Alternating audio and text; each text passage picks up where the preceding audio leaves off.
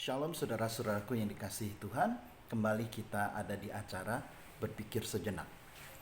Nah, kali ini saya ingin mengajak kita semua untuk merenungkan satu ayat dari Injil Yohanes pasal yang ke-14 ayat yang ke-27. Injil Yohanes pasal yang ke-14 ayat yang ke-27 dikatakan, "Damai sejahtera yang kutinggalkan itu tidak seperti damai sejahtera yang diberikan oleh dunia." Jadi Yesus mengatakan bahwa dia meninggalkan damai sejahtera buat kita semua, yang mana ditekankan di situ bahwa damai sejahtera yang diberikan tidak seperti damai sejahtera yang diberikan oleh dunia.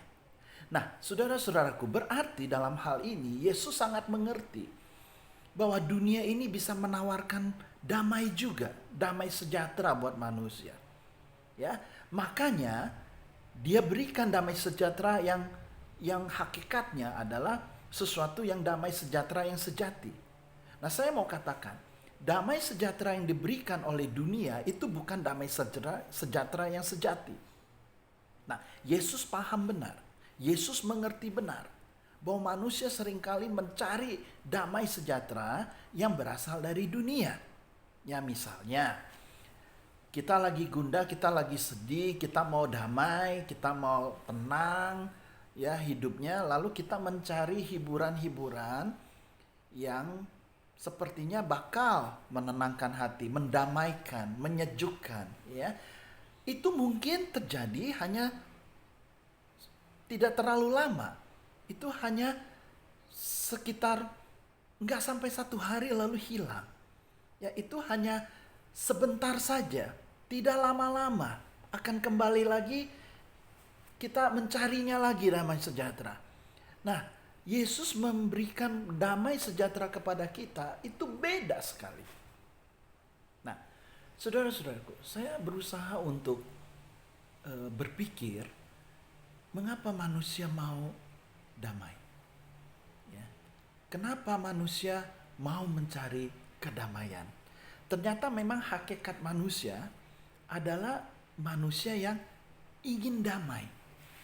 Ya. Jadi kalau manusia yang maunya ribut melulu, maunya perang, maunya berselisih, tidak mau damai, tidak ada perdamaian, ya tidak ada istilah damai, saya berpikir mungkin ada sesuatu yang salah di dalamnya. Ya. Saya yakin setiap orang ingin ada damai. Nah, saking inginnya ada damai, maka dicarilah damai-damai yang ada di dunia. Berusaha mencari kedamaian sendiri, menciptakan kedamaian sendiri. Ya.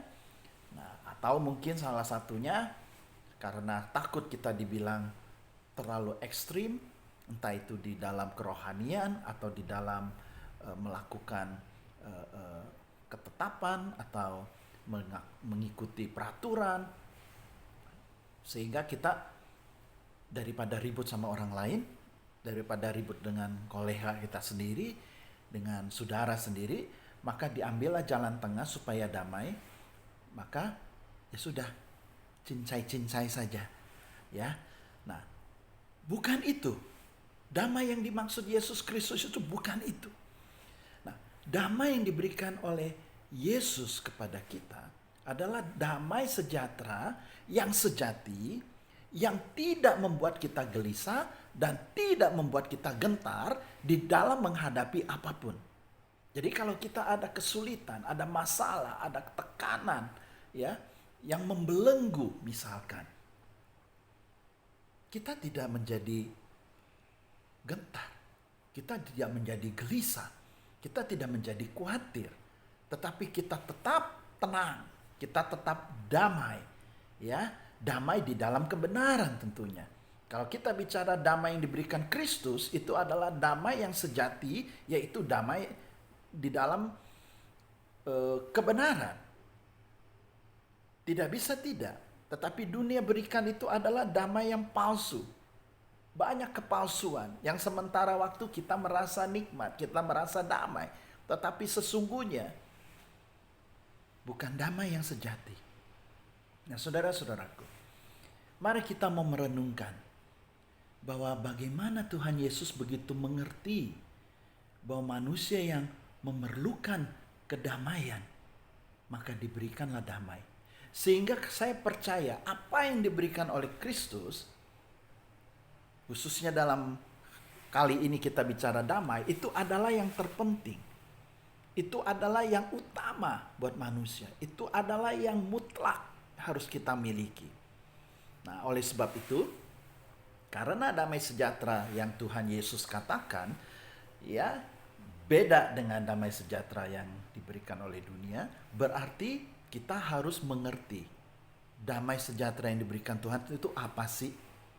Nah, oleh sebab itu, tidak mungkin tidak, kalau kita mau menggunakan atau kita mau menerima damai sejahtera dari Kristus, maka kita harus membuka diri. Apa yang Kristus ajarkan buat diri kita. Apa yang Kristus ingin kita lakukan. Nah, dengan cara yang bagaimana Kristus mau kita jalankan hidup ini. Nah, kalau kita sudah mengikuti jalannya, kita mengaku bahwa kita adalah pengikut Kristus, kita adalah murid Kristus, maka mau tidak mau, kita harus menjalankan, melaksanakan apa yang diperintahkan. Tidak bisa tidak. Nah, oleh sebab itu, kita harus belajar hari lepas hari. Ya, kita mengerti firman Allah, firman Tuhan yang diajarkan oleh Kristus. Sehingga kita boleh peroleh damai sejahtera yang Tuhan berikan buat kita. Yang membedakan kita damai yang diberikan oleh dunia. Nah, saudara-saudaraku yang dikasihi Tuhan, percayalah, perayaan Natal yang akan kita rayakan sebentar lagi adalah perayaan yang begitu indah, di mana kita akan bersama-sama dengan Kristus. Tidak ramai-ramai, karena memang pandemi COVID, itu pun ada maksud Tuhan, sehingga kita bisa merenung, kita bisa berpegang erat, kita bisa berdengar-dengaran dengan Tuhan, kita bisa berkomunikasi dengan Dia, ya, merasakan damai yang Tuhan berikan. Jadi, saudara-saudaraku, perayaan Natal tahun ini, jadikanlah makna hidup. Dapatkanlah perdamaian dari Tuhan. Dapatkanlah damai sejahtera dari Kristus. Sehingga kita boleh menjalankan hidup ini hari lepas hari dengan sukacita, dengan tidak gentar dan tidak gelisah. Apapun yang kita alami, apapun yang kita hadapi, apapun yang boleh datang di hadapan kita, yang menekan kita, yang membuat kita susah, kita tetap percaya bahwa Tuhan Yesus menyertai kita. Dan karena Dia menyertai kita, maka segala perkara bisa ditanggung olehnya. Dan kita bisa menjalankan dengan sebaik-baiknya. Karena kita percaya jalan bersama dengan Kristus. Sekalipun ada masalah, sekalipun kita menjalankannya dengan susah payah, tetapi percayalah, jalan keluar selalu ada. Dan tidak ada yang mampu untuk merintangi, karena Tuhan Yesus menyertai kita. Kiranya saudara-saudaraku, kali ini kita akan berjumpa kembali di Berpikir Sejenak. Dan pesan saya, pesan Natal ini, damailah di dalam hatimu, karena Kristus sudah memberikan damai yang sejati. Selamat Hari Natal. Tuhan memberkati kita semua. Amin.